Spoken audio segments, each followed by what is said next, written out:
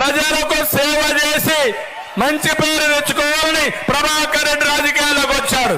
అవునా కాదా అని మిమ్మల్ని అడుగుతున్నా. అలాంటి నిస్వార్థపరుడు ప్రభాకర్ రెడ్డి. ఏ పార్టీలో ఉంటే ఆ పార్టీకి గుర్తింపు తెచ్చే వ్యక్తి. అలాంటి వ్యక్తి మన పార్టీలోకి వచ్చాడంటే నేను గర్వపడ్డా, సంతోషపడ్డా.